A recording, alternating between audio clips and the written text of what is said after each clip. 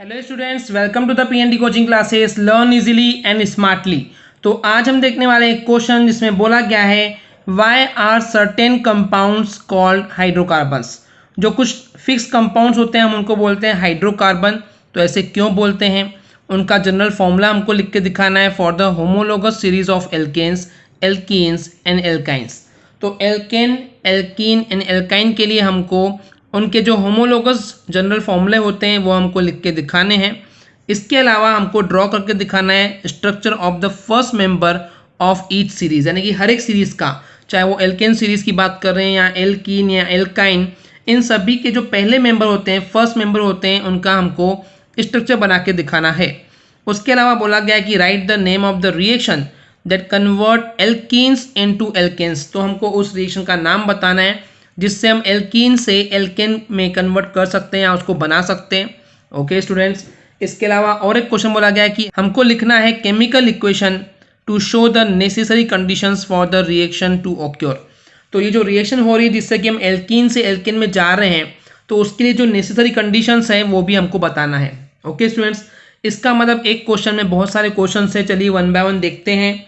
So basically ऐसे compounds जो कि कंटेन करते हैं, अपने अंदर रखते हैं कार्बन एंड हाइड्रोजन को, तो उनको हम बोलते हैं हाइड्रोकार्बन्स। क्लियर है, यानी कि ऐसे कंपाउंड जिसके अंदर हाइड्रोजन भी हो, कार्बन भी हो, उसको हम बोलते हैं हाइड्रोकार्बन। यही नाम से क्लियर है कि हाइड्रो से हाइड्रोजन एंड कार्बन है उसके पास। ओके स्टूडेंट्स, तो ऐसे कंपाउंड को हम बोलते हैं हाइड्रोकार्बन्स। अब यहाँ पे मैंने आपको पिछली वीडियोस में बता चुका हूँ कि दो टाइप के हाइड्रोकार्बन्स होते हैं। एक होते हैं सेचुरेटेड हाइड्रोकार्बन्स एंड दूसरे होते हैं अनसेचुरेटेड हाइड्रोकार्बन्स। तो सेचुरेटेड हाइड्रोकार्बन्स वो होते हैं जहाँ पे हमको सिंगल बॉन्ड देखने को मिलते हैं कार्बन एंड कार्बन के बीच में। ओके, तो सेचुरेटेड हाइड्रोकार्बन को हम बोलते हैं एल्केन्स, राइट, जहाँ सिंगल बॉन्ड होता है उसको हम बोलते हैं एल्केन। पिछले वीडियो में इन डेप्थ में हम देख चुके हैं। एंड अनसेचुरेटेड हाइड्रोकार्बन, ओके, जहाँ पे हमको डबल बॉन्ड देखने मिलते हैं उसको हम बोलते हैं एल्कीन्स। एंड जहाँ पे ट्रिपल बॉन्ड देखने को मिलते हैं उसको हम बोलते हैं एल्काइंस, राइट। ये भी हमने पिछले वीडियो में आपको पढ़ा चुके हैं। अब हम बात करते हैं उनके होमोलोगस सीरीज के जो जनरल फॉर्मूले होते हैं वो क्या होते हैं, चलिए देखते हैं। सो बेसिकली तीन सीरीज है हमारे पास, एक होता है एल्केन्स, दूसरा एल्कीन्स एंड तीसरा एल्काइंस। यहाँ में स्प्रिंट था स्टूडेंट्स, तो ये वाई नहीं है एक्चुअली। ओके, तो ये एल्कीन्स हैं। तो एल्केन, एल्कीन एंड एल्काइन के उनके जनरल फॉर्मूले होते हैं जो कि हमने पिछले वीडियो में ऑलरेडी डिस्कस कर चुके हैं कि एल्केन का जो जनरल फॉर्मूला होता है वो होता है CnH2n+2, एल्कीन्स का होता है CnH2n एंड एल्काइंस का होता है CnH2n-2। ओके, इसके बेस पे हमने कई सारे एग्जांपल भी आपको दिखाए थे।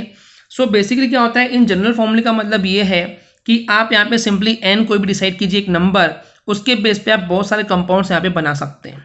ओके, चलिए अब एक और बात करते हैं कि इन तीनों ही सीरीज के जो सबसे पहला एलिमेंट होता है या कंपाउंड होता है वो क्या होता है।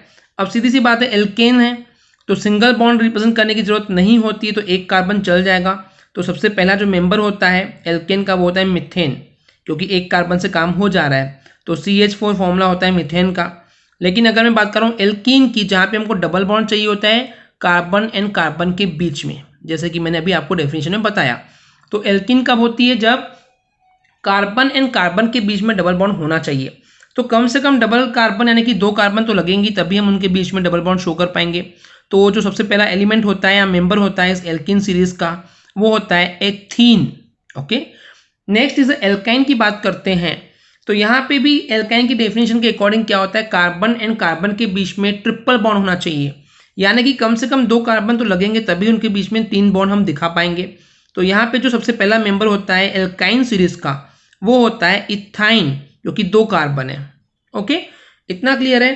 अब हम बात करते हैं इनके स्ट्रक्चर्स की। तो एक कार्बन रहेगा एंड चार हाइड्रोजन सिंपली अटैच हो जाएंगे। लेकिन अगर हम बात करें एथीन की, दो कार्बन है तो डबल बॉन्ड तो आएगा ही आएगा।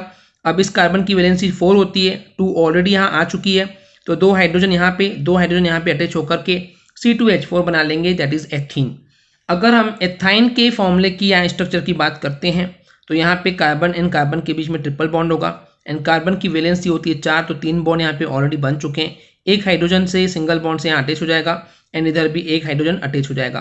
तो इस तरीके से C2H2 हमको मिलता है, that is ethyne. Okay students, इतना क्लियर है।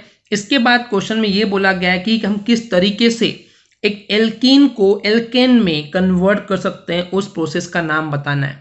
तो स्टूडेंट्स मान लेते हैं अभी मेरे पास एक अनसेचुरेटेड हाइड्रोकार्बन यानी कि डबल बॉन्ड वाला जो एल्कीन है वो ये है एथीन है।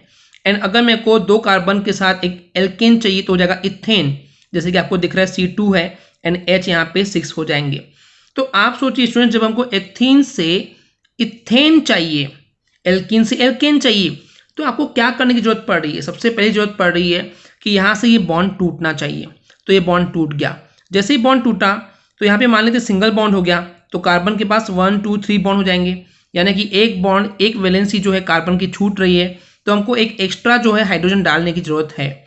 यानी कि सीधी सी बात है स्टूडेंट्स कि अगर हमको एल्कीन से एल्केन चाहिए तो हमको उसको हाइड्रोजन देना पड़ेगा। इस वजह से ऐसी रिएक्शन जो कि कन्वर्ट करती है एल्कीन से एल्केन को, उस प्रोसेस का नाम दिया गया है, उस रिएक्शन का नाम दिया गया है, वो है हाइड्रोजनेशन रिएक्शन। क्यों? क्योंकि हमको हाइड्रोजन यहाँ पे प्रोवाइड करना पड़ता है ताकि कार्बन एंड कार्बन के बीच में जो डबल बॉन्ड है वो टूट जाए, राइट। वही यहाँ पे लिखा हुआ है कि जब हम हाइड्रोजनेशन की रिएक्शन करवाते हैं तो ये इन्वॉल्व करते हैं एडिशन ऑफ हाइड्रोजन एटम, यानी कि हाइड्रोजन एटम जो यहाँ पे ऐड होता है एंड इस तरीके से ये अनसेचुरेटेड हाइड्रोकार्बन जो है वो सेचुरेटेड हाइड्रोकार्बन में कन्वर्ट हो जाता है। एंड यहाँ पे क्या होता है, जो एल्कीन के जो डबल बॉन्ड हुए वो टूट जाते हैं एंड हमको ये सिंगल बॉन्ड में मिल जाते हैं, जिसको हम एल्केन्स बोलते हैं। ओके स्टूडेंट्स, अब बात की गई यहाँ पे कौन कौन से ऐसे इंपॉर्टेंट कंडीशंस है जो कि इस रिएक्शन में मेंशन करनी चाहिए, बतानी चाहिए। तो उसके लिए आपको ये बात पता होनी चाहिए कि जब कभी आप हाइड्रोजनेशन की रिएक्शन करवाते हैं तो उसके लिए आपको एक कैटलिस्ट की जरूरत पड़ती है। कैटलिस्ट क्या होता है? एक ऐसा कंपाउंड जो कि रिएक्शन में पार्ट नहीं लेता है, सिर्फ वो प्रेजेंट रहता है ताकि वो रिएक्शन सक्सेसफुली हो पाए। ओके, तो हाइड्रोजनेशन की रिएक्शन के लिए जो कैटलिस्ट लिया जाता है वो लिया जाता है निकेल या फिर प्लेटिनम का, एंड उस समय जो टेम्परेचर होता है उसको रखा जाता है नियरली 423 केल्विन पे। ओके स्टूडेंट्स, तो इस तरीके से जब हमारे पास एल्कीन होता है, कार्बन एंड कार्बन के बीच में डबल बॉन्ड प्रेजेंट है एंड यहाँ पे आर आर आर आर का अटैच होने का मतलब ये है स्टूडेंट्स कि यहाँ पे कार्बन भी हो सकता है या फिर हाइड्रोजन भी हो सकता है। ये भी हमने आपको ऑलरेडी पिछले वीडियो में पढ़ा चुके हैं। ओके, तो इससे हमको अगर एल्केन चाहिए, ये क्या हो गया, एल्कीन हो गया, इससे हमको एल्केन चाहिए तो हमको सिंपली ये बॉन्ड तोड़ना पड़ेगा एंड हाइड्रोजन देना पड़ेगा। उसके लिए निकेल या फिर प्लेटिनम कैटलिस्ट लेना पड़ेगा। टेम्परेचर 423 केल्विन यहाँ पे लिखना चाहिए, 423 केल्विन टेम्परेचर होना चाहिए। एंड यहाँ पे क्या हो जाएगा, कार्बन कार्बन के बीच में सिंगल बॉन्ड आ जाएगा, 2 R इधर थे, 2 R इधर है एंड हाइड्रोजन प्रोवाइड किए तो H ये हो जाएगा एंड इस प्रोसेस को बोलते हैं हम हाइड्रोजनेशन, राइट। तो यहाँ पे 2 कंडीशन जो कंपलसरी है जो आपको पता होना चाहिए कि यहाँ पे कैटलिस्ट या तो निकेल होगा या प्लेटिनम होगा एंड इसके अलावा जो टेम्परेचर होगा वो लगभग 423 केल्विन पे होना चाहिए। ओके स्टूडेंट्स, तो यही एक प्रोसीजर थी। इसके अलावा एक और जस्ट एग्जांपल के पॉइंट ऑफ व्यू से एक सेंटेंस दिया हुआ है जिसको आपको पता होना चाहिए कि ये जो रिएक्शन है, कौन सी रिएक्शन, हाइड्रोजनेशन की रिएक्शन, ये कहाँ यूज होती है, जब हम वेजिटेबल ऑयल्स का हाइड्रोजनेशन करते हैं तब इस टाइप की रिएक्शन यूज होती है एंड वहाँ पे निकेल जो है एज ए कैटलिस्ट काम करता है। Okay students, I hope clear हो गया होगा। अगर आपको हमारी वीडियो से कुछ भी सीखने मिला या नॉलेज मिला तो प्लीज़ हमारे चैनल को सब्सक्राइब कीजिए एंड वीडियो को लाइक ज़रूर करें। आज के लिए इतना ही, थैंक यू।